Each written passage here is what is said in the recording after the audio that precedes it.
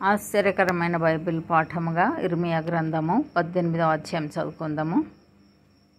యెహోవా యొద్ద నుండి ఇర్మియాకు ప్రత్యక్షమైన వాక్కు. నీవు లేచి కుమ్మరి ఇంటికి పొమ్ము, అక్కడ నా మాటలు నీకు తెలియచేతును.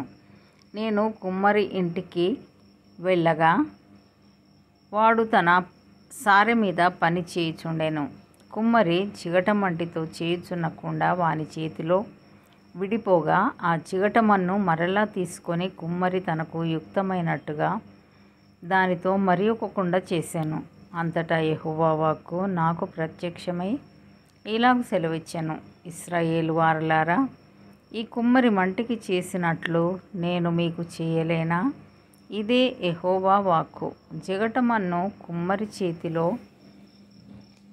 ఉన్నట్టుగా ఇశ్రాయేలు వారలారా, మీరు నా చేతిలో ఉన్నారు.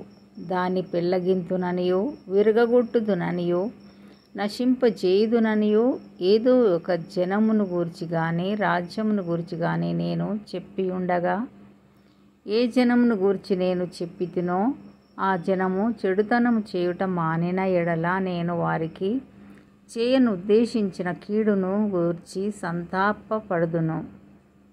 మరియు కట్టెదననియో నాటెదననియో ఒక జనమును గూర్చి కానీ రాజ్యమును గూర్చి కానీ నేను చెప్పి ఉండగా, ఆ జనము నా మాట వినకుండా నా దృష్టికి కీడు చేసిన ఎడల దానికి చేయదలచిన మేలును గూర్చి నేను సంతాపపడుదును. కాబట్టి నీవు వెళ్ళి యూదావారితోనూ యెరూషలేము నివాసులతోనూ ఇట్లనుము, యెహోవా సెలవిచ్చిన మాట ఏదనగా, మీ మీదికి తెచ్చుటకై నేను కీడును కల్పించుచున్నాను.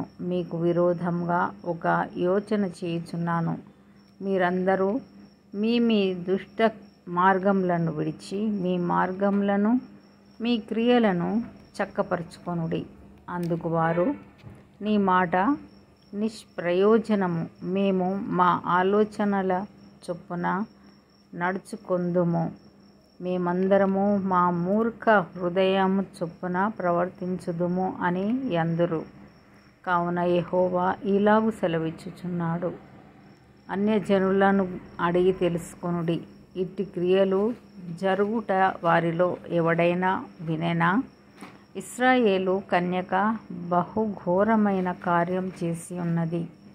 లెబానోను పొలములోని బండ మీద హిమముండుట మానునా? దూరం నుండి పారుచున్న చల్లని జలములు పారక మానునా? అయితే నా ప్రజలు నన్ను మరచియున్నారు, మాయకు ధూపం వేయుచున్నారు.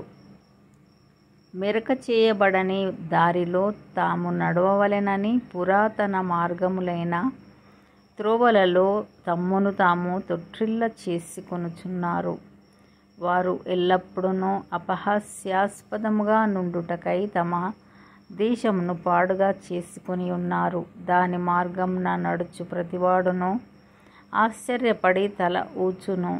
తూర్పు గాలి చెదరగొట్టునట్లు వారి శత్రువుల ఎదుట నిలవకుండా వారిని నేను చెదరగొట్టెదను. వారి ఆపద్దినమందు వారికి విముఖుడనై వారిని చూడకపోదును. అప్పుడు జనులు, ఇర్మియా విషయమై యుక్తిగల యోచన చేతము రండి. యాజకుడు ధర్మశాస్త్రము వినిపించక మానడు, జ్ఞాని యోచన లేకుండా నుండడు, ప్రవక్త వాక్యము చెప్పక మానడు. వాని మాటలలో దేనిని వినకుండా మాటలతో వాని కొట్టుదము రండి అని చెప్పుకొనుచుండిరి. యెహోవా, నా మొర్ర ఆలకించుము, నాతో వాదించు వారి మాటను వినుము. వారు నా ప్రాణము తీయవలెనని గుంట త్రవ్వి ఉన్నారు.